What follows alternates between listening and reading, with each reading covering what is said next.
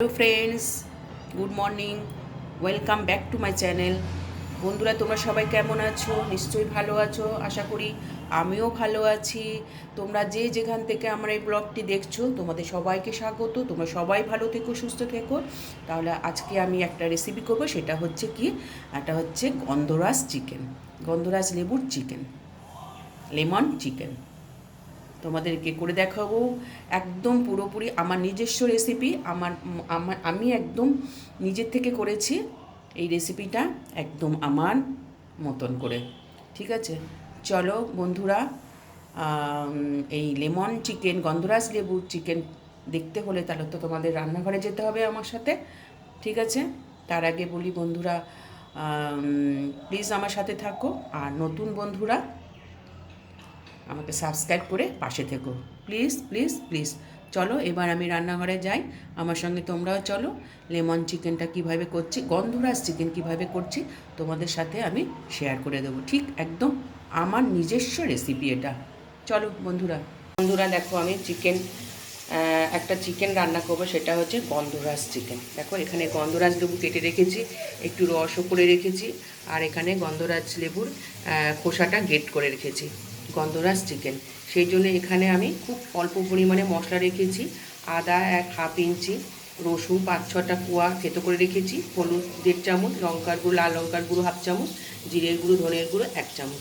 আর অবশ্যই আমার চিকেন লাগবে। এখানে আমি আলুগুলো ভাজতে বসিয়ে দিয়েছি কড়াইতে অলরেডি। আর এখানে আমি 3টে ছোটো ছোটো পেঁয়াজ কুচি করে রেখেছি। গন্ধরাজ চিকেন আমি আজকে রান্না করছি।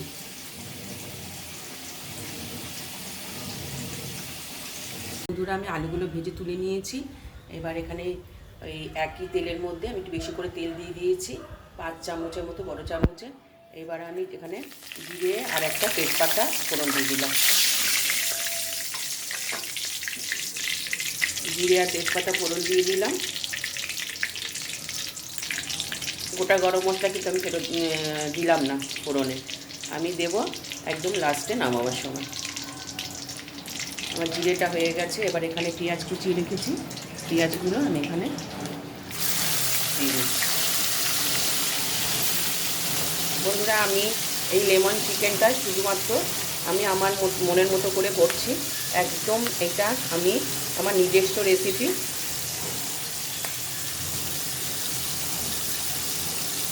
একদম আমার নিজস্ব রেসিপি। আমি আমার নিজের থেকে আমি রেসিপিটা করছি।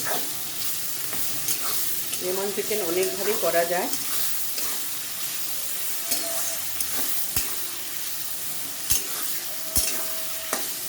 পেঁয়াজ ছাড়াও করা যায়, কিন্তু যেহেতু চিকেন, একটু পেঁয়াজ রসুন না দিলে মাংসের একটা যে গন্ধ থাকে, সেই গন্ধটা থেকে যাবে। পেঁয়াজটা ভাজা হয়ে যায়। দেখো আমার পেঁয়াজটা প্রায় ভাজা হয়ে গেছে। এবার এখানে যে মশলাগুলো রেখেছি, রসুন, আমি এর মধ্যে একটু সামান্য পরিমাণে চিনিও রেখেছি। এবার এটাকে আমি এখানে ধুয়ে দিচ্ছি।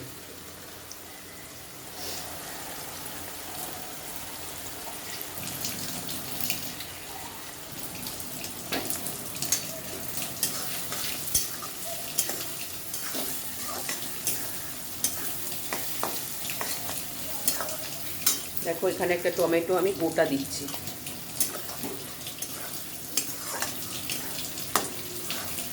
কারণ আমি যদি টমেটোটা কেটে দিতাম না, সাথে সাথে গলে গিয়ে আমার মাংসটা ছিটে হয়ে যাবে। সেই জন্য আমি আস্তে আস্তে টমেটোটা গোটা দিলাম, এই কারণেই, হ্যাঁ, যে আস্তে আস্তে টমেটোটা নরম হবে, তাহলে আমার মাংসটা ছিটে হবে না। একদম আমার নিজস্ব রেসিপি এটা বন্ধুরা।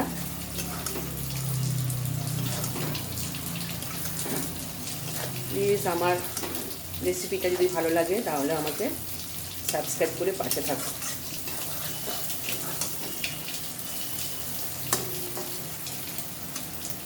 মশলাটা কষানো হয়ে গেলে আবার আসছে।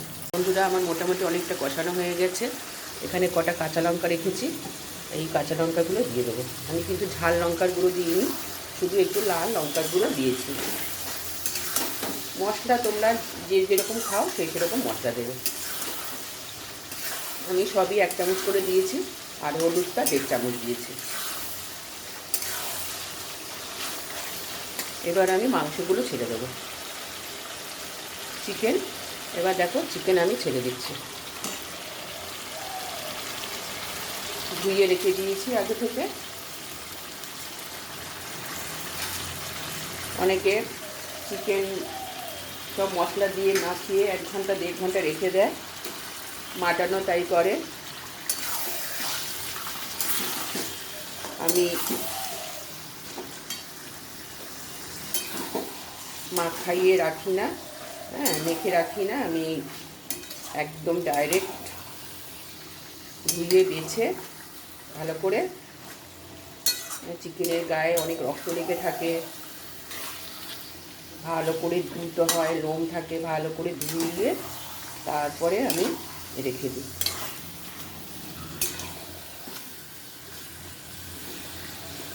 বন্ধুরা, এখানে যে আলুগুলো রেখেছি ভেজে, আমি এই আলুগুলো এখানে দিয়ে দেবো।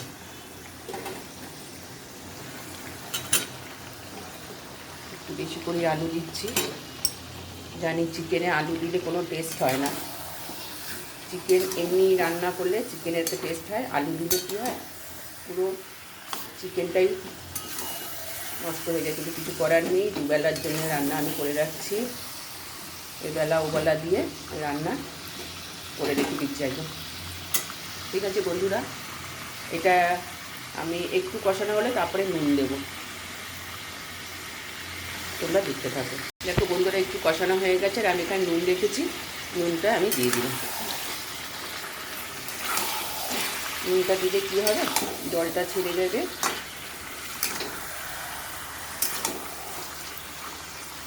এবার আমি ঢাকা দিয়ে দিচ্ছি। ঢাকা দিয়ে দিলাম বন্ধুরা। গ্যাসের আঁচটা একটুখানি কমিয়ে দিই, আবার ফিরে আসছি। তো বন্ধুরা, আমার মাংসটা কষানো হয়ে গেছে। এখন কিন্তু আমি কী দেবো, লেমন দেবো। দেখো এখানে একটু লেবু রস করে রেখেছি, এই রসটা দিয়ে দিলাম।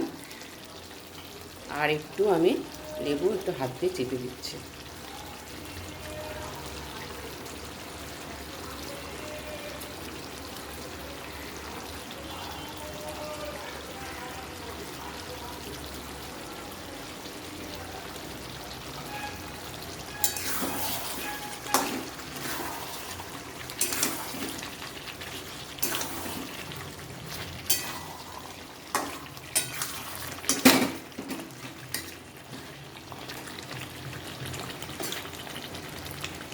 মাংস সেদ্ধও হয়ে গেছে। দেখো বন্ধুরা, এখানে আলুটা সিদ্ধ হয়ে গেছে বলে আলুটা আমি তুলে নিয়েছি।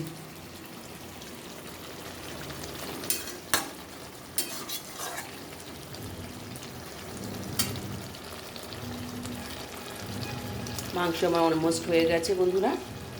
এবার এখানে যে আমি গ্রেট করে রেখেছি, এটাই এখন আমি দিয়ে দেবো।